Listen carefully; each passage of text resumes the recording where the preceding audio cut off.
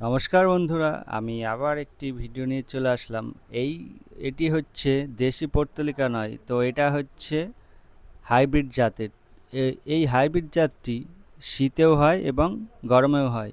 এটি সবসময় ফুল দেয়, তবে এটি শীত মানে শীতকালে খুব সুন্দর হয়, আর গরমকালে একে তোমার বৃষ্টির জল থেকে বাঁচিয়ে রাখতে হয়। এই বৃষ্টির জল পড়ে এই গাছের গোড়া থেকে পচে শিকড় সব পচে যায় এবং মারা যায়। আমার এই বর্ষা আসাতে প্রচুর গাছ মারা গেছে। আর এই ফুল গাছ ছিল আমার মোটামুটি 8 রকম কালারের, মানে 8 রকম এনেছিলাম। তারপরে আরও সব বীজ পড়ে নতুন চারা হয়েছিল, তারপরে আরও অনেক রকম হয়ে গেছে, মানে কালার একই কিন্তু ফুলের ডিজাইনগুলো আলাদা আলাদা হয়েছে। তো এই গাছগুলি এখন বর্ষায় বাঁচাতে হলে আমাকে শেডের নিচে রাখতে হবে। আর এগুলি তো দেশি, এই দেশি গাছগুলি কোনো সমস্যাই হয় না, জল বৃষ্টি ঝড় রোদ কোনো সমস্যা নেই, তবে রোদ লাগবেই।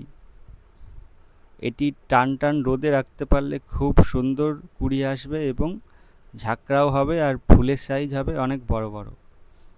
এই দেশি গাছগুলি একটু ছায়াযুক্ত স্থানে রাখলে সেরকম পরিমাণে ফুল আসে না এবং ফুলের সাইজও ছোট হয়ে যায়, যার জন্য আমি টিনের ওপরে তুলে দিয়েছি। এখানে সকাল থেকে বিকেল, মানে যতক্ষণ সূর্য ততক্ষণ রোদ পাচ্ছে, পুরো ফাঁকা জায়গা, প্রচুর পরিমাণে রোদ এখানে, যার জন্য এত সুন্দর গাছগুলো গ্রো করছে। এগুলি আমি কালকেই কেটে বসালাম এবং এটি মোটামুটি 3-4 দিনে হয়ে যাবে। এই যে 4 দিনের গাছ, 4 দিন আগে বসিয়েছিলাম, 4 দিনের মধ্যে কত সুন্দর হয়ে গেছে। এর ডাল, মানে এই ডালের নিচে শিকড়ও হয়ে গেছে, আর এই ফুলগুলো ফুটতে শুরু করেছে, গাছ একদম সতেজ। মাত্র 4 দিন হয়েছে বসিয়েছি, আর এগুলো একদম টান টান রোদে রয়েছে এবং বৃষ্টিতেও রয়েছে, মানে প্রায় দিন বৃষ্টিও হচ্ছে আবার রোদও উঠছে। এই গাছটি পুরোই ঝুড়ে দিয়েছি, মানে এই গাছটির সব ডালপালা, বড় ডালপালাগুলো ছেঁটে আমি চারিদিকে বসিয়ে দিয়েছি এবং কিছু বন্ধুদেরও দিয়েছি। এই দেশি কালার আপাতত একটাই আছে, তো এই ছোট টবে কিছু বসিয়েছি, একটি করে ডাল। এই একটি করে ডাল আমি অনেক ঝাঁকড়া করব, যার জন্য এই নিচের দিকে, একদম নিচের মানে গোড়ার দিক থেকে যে সমস্ত ডালগুলো উঠবে সব ডালগুলি কেটে দেবো। তো ওগুলো ছোট আছে বলে কাটছি না, একটু বড় হোক কেটে দেবো, কারণ সেই বড়, একটু বড় হলে কেটে দিলে সেই ডালগুলো আবার বসাতে পারবো।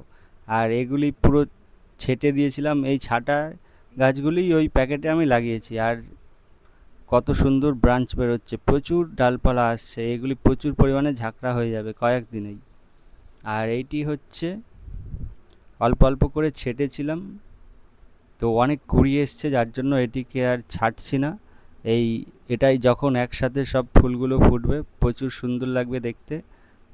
আর এটাতে একটাই ডাল লাগিয়েছি, এটি বড় টব একটি, এই বড় 6 ইঞ্চির প্লাস্টিকের টব। এর মধ্যে বালির ভাগটা বেশি দিয়েছি, কারণ এটি প্লাস্টিকের, তো এটাই জল জমে যাওয়ার সম্ভাবনা আছে, যার জন্য একটু বালির পরিমাণটা বেশি আছে। আর এরও গোড়ার দিক দিয়ে যত ডাল বেরোবে সব ছেটে দেবো, ওপর দিক থেকে ডাল নেব এবং রেখে দেবো। আর এইগুলি সব মরে গেছে, এগুলো হাইব্রিড, এই হাইব্রিড জাত ছিল, ওগুলি সব বৃষ্টিতে মরে গেছে। ওগুলো শেডের নিচে রাখলে বেঁচে থাকতো, তো শেডের নিচে রাখা হয়নি, সব মরে গেছে।